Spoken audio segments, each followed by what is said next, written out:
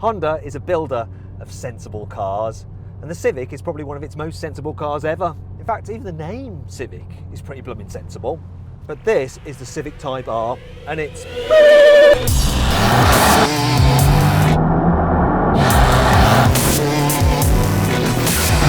I mean, just look at it. This is one crazy car. Those scoops, these vents, this diffuser, and of course, that wing. Yeah, the Honda Civic Type R, it's not exactly middle of the road.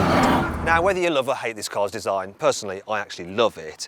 You've got to admire it for being so totally unapologetic about being a hot hatch. I mean, this car is bold as brass. It just stands there and goes, I am what I am, and if you don't like it, you can go do a rude thing to yourself. Sorry about that. My medication was starting to wear off. Speaking of which, this Type R is the most mental Type R yet.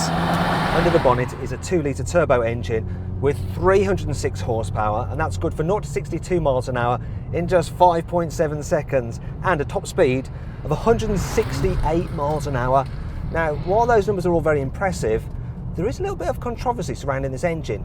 You see, Type R cars have always had non-turbo high-revving engines that would only ever really come on song well after normal engines would have run out of puff. Now, I'll admit that this new engine doesn't scream to a billion revs like an old Type R engine, but I drove this car's predecessor the other week, and I'm telling you now, this new turbo engine is better.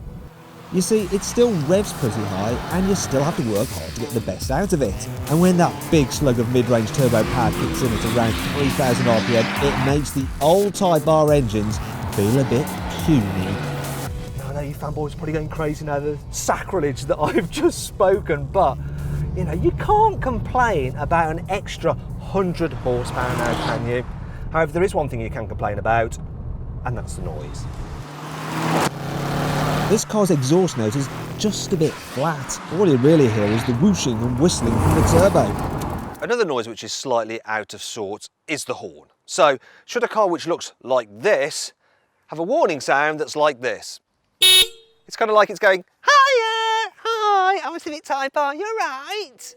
Really, Honda should have upgraded the horn just like they've done with the rest of the Type R's cabin. There's wonderful bucket seats, an aluminium gear selector, and flashes of red everywhere. It really does feel noticeably more special inside than a normal Civic. But it's still a Civic, so you get 4-door practicality and an absolutely massive boot, though the Type R doesn't come as standard with a false floor cover nor a parcel shelf.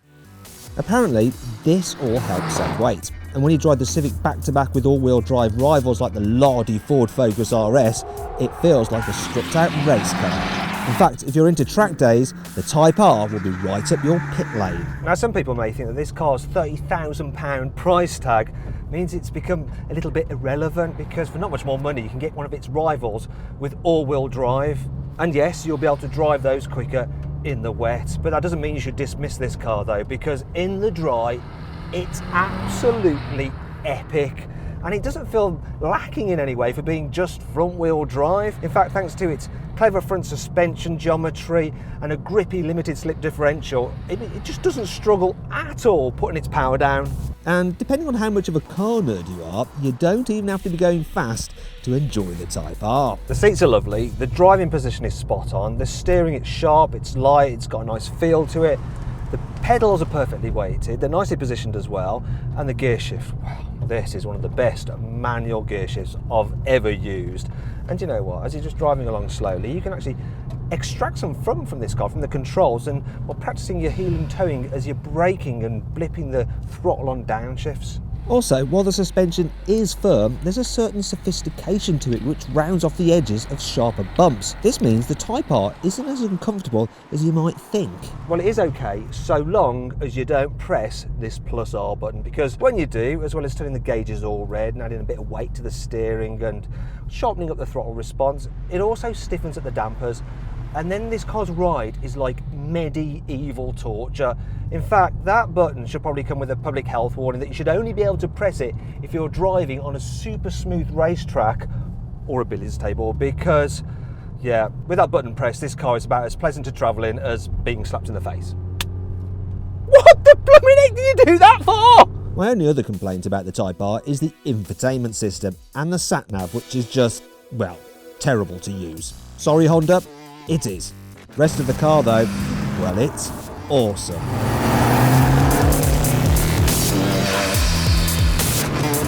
So then, overall, what do I think of the Honda Civic Type R? Well, its looks, yeah, they won't be to everyone's taste. And it's priced very similar to all-wheel drive rivals, but despite being front-wheel drive only, it's still absolutely brilliant fun to drive, and it's surprisingly practical for a performance car. Now, if you click up there, you can get more information and find out the best deal you can get on a Honda Civic Type R at carwow.co.uk. Thanks for watching. If you enjoyed this video, please like it, share it and subscribe to our channel. And if you click over there, you can watch our 360-degree passenger ride video of the Honda Civic Type R or our in-depth video review of the Ford Focus RS.